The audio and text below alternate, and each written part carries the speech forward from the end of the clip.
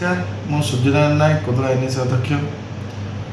79 ବର୍ଷ ସ୍ୱାଧୀନତା ଦିବସ ଉପଲକ୍ଷେ ମୋର କବି ସୂର୍ଯ୍ୟନଗର ନିର୍ବାଚନ ମଣ୍ଡଳୀର ଜନସାଧାରଣଙ୍କୁ शुभेच्छा ଆଉ शुभकामना।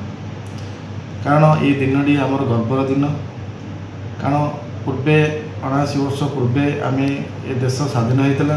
ଆଉ ସେ ସ୍ୱାଧୀନତା ଆଣିବା ପାଇଁ ବହୁତ ବୀର ପୁରୁଷମାନେ ବଳିଦାନ ଦେଇଥିଲେ।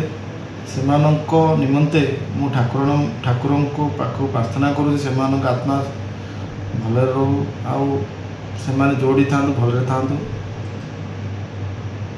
ଆଉ ଆମର ଦେଶବାସୀଙ୍କୁ ମୋର ଗୋଟେ ଅନୁରୋଧ, ଆମ ଦେଶକୁ କେମିତି ଆଗକୁ ବଢ଼େଇବା ଆଉ ଦେଶର କେମିତି ଉନ୍ନତି କରିବା।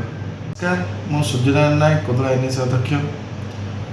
79 ବର୍ଷ ସ୍ୱାଧୀନତା ଦିବସ ଉପଲକ୍ଷେ ମୋର କବି ସୂର୍ଯ୍ୟନଗର ନିର୍ବାଚନ ମଣ୍ଡଳୀର ଜନସାଧାରଣଙ୍କୁ शुभेच्छा ଆଉ शुभकामना। କାରଣ এই ଦିନଟି ଆମର ଗର୍ବର ଦିନ।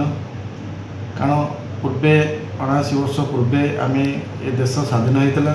ଆଉ ସେ ସ୍ୱାଧୀନତା ଆଣିବା ପାଇଁ ବହୁତ ବୀର ପୁରୁଷମାନେ ବଳିଦାନ ଦେଇଥିଲେ।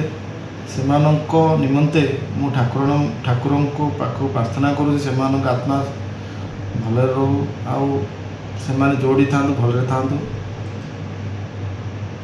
ଆଉ ଆମର ଦେଶବାସୀଙ୍କୁ ମୋର ଗୋଟେ ଅନୁରୋଧ, ଆମ ଦେଶକୁ କେମିତି ଆଗକୁ ବଢ଼େଇବା ଆଉ ଦେଶର କେମିତି ଉନ୍ନତି କରିବା।